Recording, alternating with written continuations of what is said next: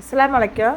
இன்றைக்கி அக்கா பையன் ஊர்லேருந்து வந்திருந்தான். அதனால் இன்றைக்கி சிக்கன் பிரியாணி செஞ்சு கொடுக்கலான்னு சொல்லி நான் ரெடி பண்ணி சிக்கன் பிரியாணிக்கு எல்லாம் ரெடி பண்ணி வச்சுருக்கிறேன். நான் 3 கிலோ அரிசிக்கு தகுந்த மாதிரி 3/4 கிலோ பெரிய வெங்காயம், தக்காளி 3/4 கிலோ அந்த மாதிரி எல்லாம் ரெடி பண்ணி வச்சுட்டு எல்லாம் தாளித்து விட்றதுக்கு ரெடியாக எல்லாம் தாளித்து விட்டாச்சு. சிக்கன் பிரியாணிங்கிறனால நல்லா சீக்கிரமாகவே ரெடி ஆயிரும். நான் 1 கிலோவெல்லாம் வைக்கிறது எந்த அளவு வைக்கலான்னு சொல்லி நான் என்னோடய வீடியோவில் அப்லோட் பண்ணியிருக்கிறேன் சேனலில். இது 3 கிலோ வைக்கிறது. 3 கிலோ வச்சு எல்லாம் ரெடி பண்ணி நான் இது நம்மளுக்கு 1 கிலோ அளவு நான் என்னோடய சேனலில் அப்லோட் பண்ணியிருக்கிறேன். அது 3 கிலோ பிரியாணி. இது எல்லாம் சிக்கன் பிரியாணி சீக்கிரம் ரெடி ஆயிடுச்சு. நான் பெரிய கேஸில் வச்சு சாப்பாடு வச்சதுனால சீக்கிரம் ரெடி ஆயிடுச்சு.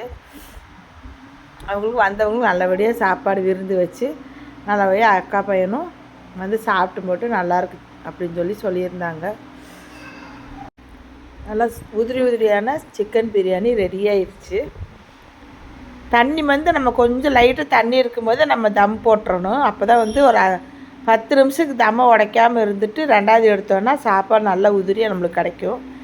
எந்த அளவுக்கு எல்லாம் 1 கிலோ 2 கிலோவெல்லாம் என்னோடய சேனலில் நான் அளவு போட்டு நான் அப்லோட் பண்ணியிருக்கிறேன். நம்ம சேனலில் அதிகமாக பிரியாணி, குஸ்கா, நெய் சாப்பாடு இந்த மாதிரி தான் நிறையா அப்லோட் பண்ணியிருக்கிறேன் என்னோடய சேனலில்.